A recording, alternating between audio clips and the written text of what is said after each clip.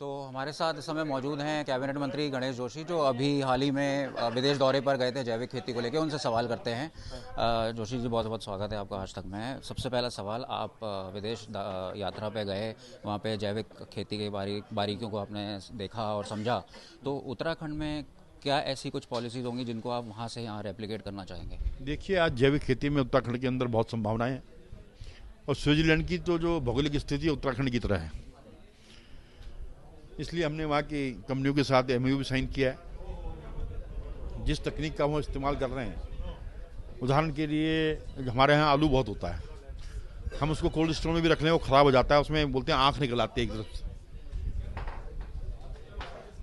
जो तकनीक वहाँ इस्तेमाल कर रहे हैं उसका इस्तेमाल करके हम उससे बच सकते हैं।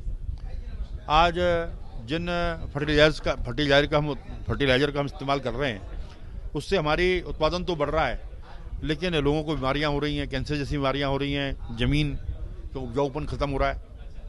उसके लिए एक समुद्री घास से उन्होंने एक उर्वरक बनाया है जिसके कोई साइड इफ़ेक्ट नहीं है, उसका इस्तेमाल यहाँ पर करेंगे।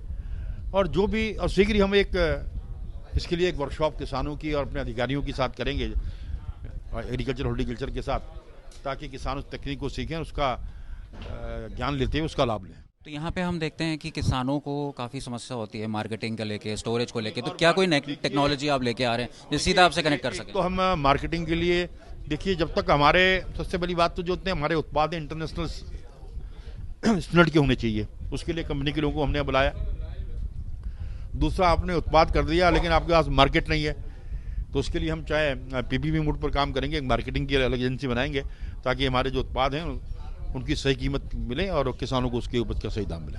एक आखिरी सवाल, नानकमत्ता विधानसभा में 3 गांव ऐसे हैं जहां पे सैकड़ों फौजी परिवार रहते हैं और कभी 20 साल से वहां पे सड़क नहीं पहुंची। हमने भी खबर दिखाई थी उत्तराखंड तक पे। आप उधम सिंह नगर के प्रभारी मंत्री हैं, क्या आप कोई तोहफा देना चाहेंगे? मेरे संज्ञान में यह मामला आया है और मैं अभी उधम सिंह नगर जा रहा हूँ। मैंने जिलाधिकारी से बातचीत भी की है, क्या किन कारणों से रुकी हुई है, करेंगे, उसको पूरा कराया जाएगा। बहुत बहुत धन्यवाद। तो ये थे हमारे साथ कैबिनेट मंत्री गणेश जोशी, जो विदेश यात्रा से लौट के आए हैं। इन्होंने कहा कि किसानों के लाभ के लिए और किसानों की तरक्की के लिए जो विदेशी तकनीक है उसको उत्तराखंड में लाकर और किसानों को लाभ पहुंचाएंगे। कैमरामैन अनिल बडोनी के साथ अंकित शर्मा, देहरादून, उत्तराखंड तक।